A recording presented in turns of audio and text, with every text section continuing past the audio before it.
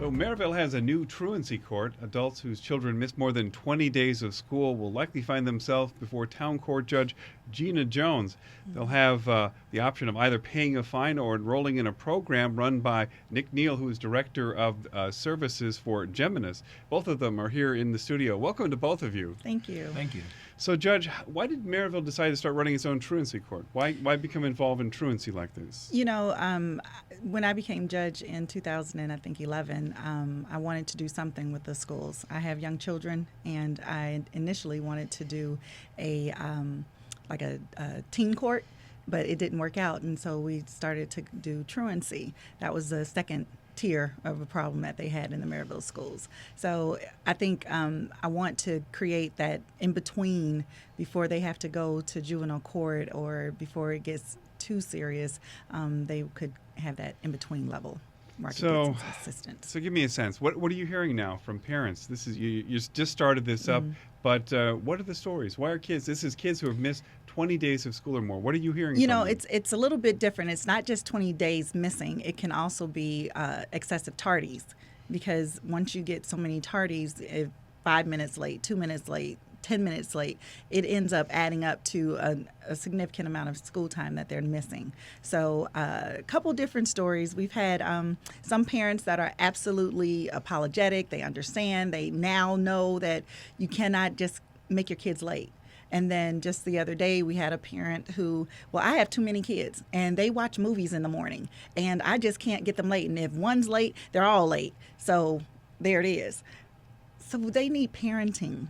They need a little bit more parenting classes versus just a slap on the wrist. All right, so that's where you come in. Mm-hmm. Yes. Do all parents know that their kids are missing school? Is it something that the school system is making them aware of, and they're not showing up?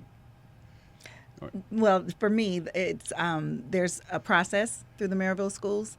They get a letter they send a letter to the parent, and they invite them to come to the school and have some sort of conference to see what the problem is. If they fail to go with the school, then they get the ordinance violation from me. All right, so that's when you go see the judge. But I interrupt you. So, all right, so do these parents, why? What sort of help do they need, honestly? They can need anything from simple parenting classes to time management. It could be some therapeutic issues within the home as well. A lot of times parents have multiple children and they have to go to work, and so the oldest winds up babysitting the youngest, which therefore causes the oldest to miss school, so that can be an issue as well. Some other issues could be that the child just simply decides not to go to school after mom or dad has went to work. And so, we're coming in finding out after the fact, and so is mom or dad, and so the parent is in a vicarious position. To say now, can I not work? I mean, Judge, I have to work, or, Nick, I have to work. I can't participate in services, or I can't quit my job to get my child to come to school. So there are a lot of issues that go with this. That's a position I'm in. I mean, I often have to go into work before my daughter was in high school, before she has to go to school. You always wonder whether or not they're actually getting on that bus or finding a way to, the way to school. So give me a sense. What advice do you have for parents who are in that position? Just try and work through it. I think that getting involved with us through our Community Partners program, we can kind of go through some steps. We always say parenting is like the catchphrase word, but it's more than parenting. It can be everyday life skills. Your time management, for example, your expectations of your children. We can go through a curriculum to give them some expectations. Doesn't mean they're going to follow them, but knowledge is power. And I think if we just let our parents know what are some of the resources that are out here that can help you, to kind of help your kids get to school. And that's kind of what we're here for, some resources, not necessarily to bash them or give them more trouble, but just to assist them what they need. Sometimes you may run into a family, she may be financially struggling. Let's say mom is working 2 jobs and she's doing the midnight shift and part of the day shift and can't get home to ensure the kids are leaving for school, and it's the responsibility of the older child. Well, we could assist with the financial assistance for rent. Maybe if we can kind of help her get caught up, and maybe mom can take some time off or be at home in the mornings, just do it on the weekends, or anything that we can do to bridge that gap to make sure when they go back before the judge that we're good to go. So what do you find mostly? Are these parents that are they're struggling, they're in a bind themselves, or are you seeing a lot of parents that are slacking off? They're simply not paying attention and making sure that their kids are getting into school? So far, we've had a little bit of both. It's we've had some parents that, well, one young lady, she has an issue because they co-parent. So that's another avenue that we had not even considered at first when we started this, that, you know, sometimes dad drops them off. Well, mom got the ordinance violation because mom is listed as a custodial parent. So now we have to bring dad in as well because mom is like, hey, I get them there on time. It's not me. So there's Sometimes it's yeah, dad's fault. So absolutely. and you're dealing with more single parents. And so, man, boy, it gets complicated It when you have does. young children. But really, it is, I mean, this is not just a matter of that, you know, it's a good idea to get your kids to school. It's actually against the law, and you can actually do some things to parents. Right. Tell me about that. Well, one of the things for our ordinance violation, I can order, if they're found guilty or if they plead guilty off the bat and they don't want to enter into the Geminis program, I generally will do a max fine of up to $200 and order some community service.